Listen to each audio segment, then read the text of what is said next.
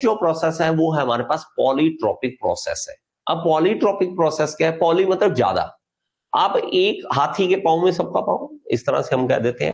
अगर एक ऐसी इक्वेशन बनाई जाए जो सबके लिए वैलिड हो सके, polytropic process, the process which follows the general relationship PV raise power n constant is known as polytropic process. अगर मैं कहूं, मान लीजिए मेरे पास PV raise power n is equal to constant, इस तरह से मैं लिख देता हूं, ठीक है, इस तरह से लिख देता हूं।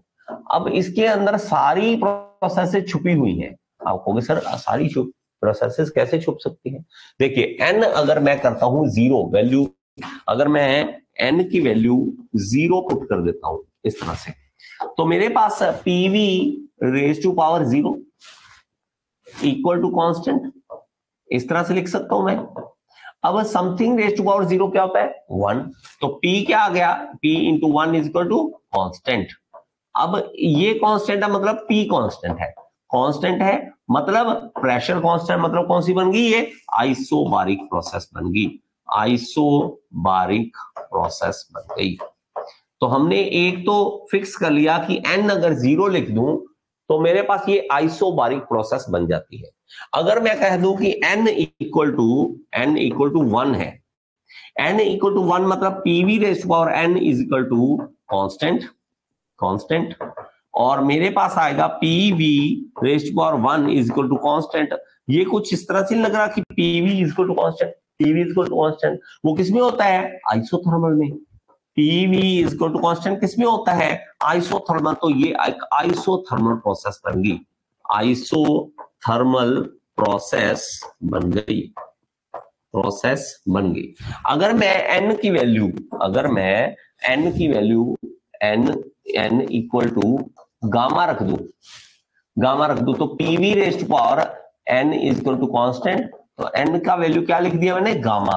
तो गामा किसके लिए लिखते हैं हम? PV raise to power gamma, ये कांस्टेंट। तो ये किसकी इक्वेशन है? ये है हमारे पास एडियाबैटिक प्रोसेस। ये कौन सी है? Adiabatic process, adiabatic process. एक रह गया, एक मैं अभी करवाता हूं आपको। देखिए n अगर इन्फिनिटी पुट कर दे, इन्फिनिटी, अब n इन्फिनिटी का मतलब क्या है? मैं रखता हूं PV raise power n is equal to constant, constant. अगर p दोनों तरफ n से डिवाइड कर दूंगा, मतलब 1/n v n/n और कांस्टेंट की पावर 1/n, तो उससे कोई फर्क नहीं पड़ेगा कांस्टेंट को, कांस्टेंट को फर्क नहीं पड़ेगा, 1/n इस तरह से लिख देते हैं। तो मैं क्या करूंगा? n से n कट जाएगा यहां पे, और 1/n, देखिए p 1/n v rays power 1, और ये आ जाएगा कांस्टेंट। ये कांस्टेंट तो कांस्टेंट ही रहेगा, तो उसकी तो हमें टेंशन नहीं है, कांस्टेंट कांस्टेंट ही रहने वाला है। 1/n तो p 1/इनफाइनाइट, तो v equal to constant. One by infinite क्या होता है? Zero. Something raise to power zero मैं लिख देता हूं, चलिए p raise to power zero constant. अब देखिए इसको p something raise to power zero equal to one, तो हमारे पास क्या आ गया? p ये तो हो गया वन, तो v इक्वल टू कांस्टेंट। तो मेरे पास ये कौन सी प्रोसेस बन गई? ये बन गई आइसोकोरिक प्रोसेस, आइसोकोरिक प्रोसेस। तो हम इसको समराइज कर सकते हैं कुछ इस तरह से।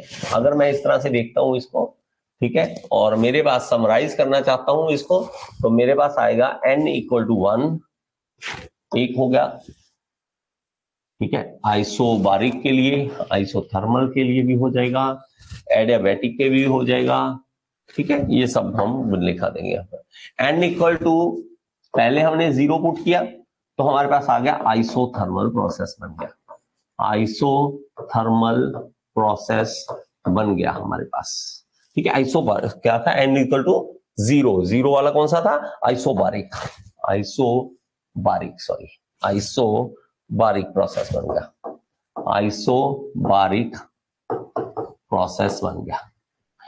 n इक्वल टू वन था तो मेरे पास क्या बन गया? आइसोथर्मल प्रोसेस बन गया, थर्मल प्रोसेस बन गया। अगर मैं चाहता हूं कि n इक्वल टू गामा लिख दूं तो एडियाबैटिक बन जाएगा, एडियाबैटिक। अगर मैं चाहता हूं कि n इक्वल टू इनफाइनाइट कर दूं तो वो क्या बन जाएगा? आइसोकोरिक, आइसोकोरिक फोरिक प्रोसेस बन जाएगा।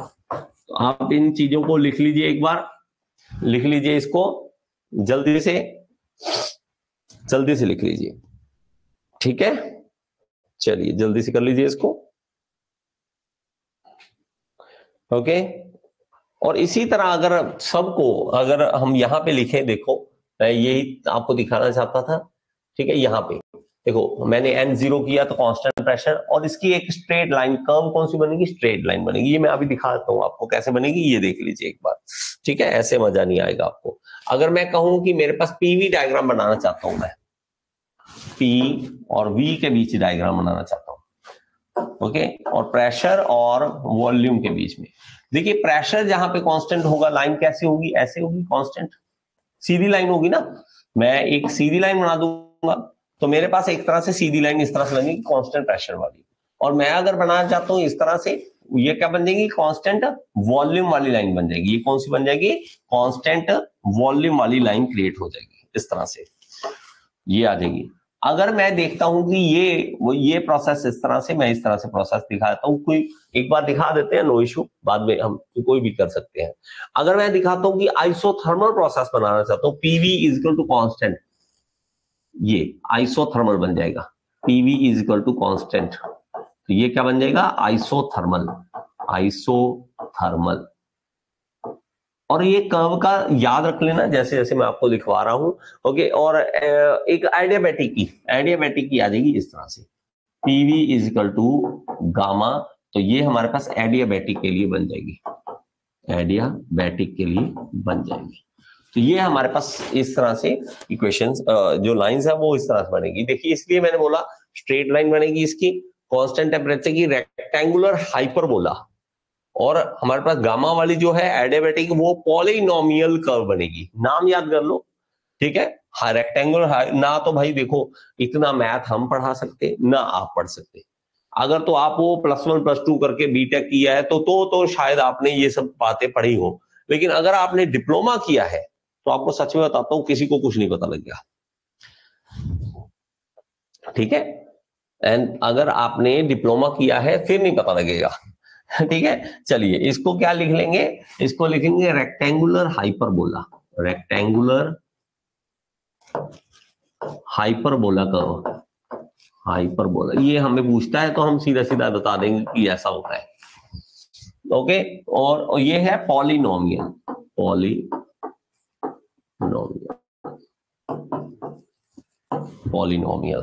एग्जैक्ट स्पेलिंग है पॉलिनोमियल, ठीक है। पॉलिनोमियल कर्व बन जाएगी।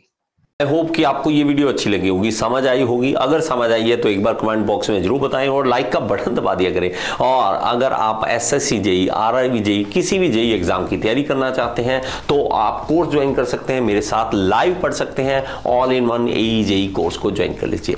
ये इस कोर्स का लिंक जो है आपको डिस्क्रिप्शन बॉक्स में मिल जाएगा, और यहाँ पे ऐप का लिंक दे रहा हूँ, ऐप जरूर डाउनलोड करें। इसके अंदर फ्री एमसीक्यूज भी हैं जिसको आप अटेम्प्ट करके अपने एसएससी जेई, आरआरबी जेई को क्लियर करने का सपना पूरा कर सकते हैं। Thank you so much.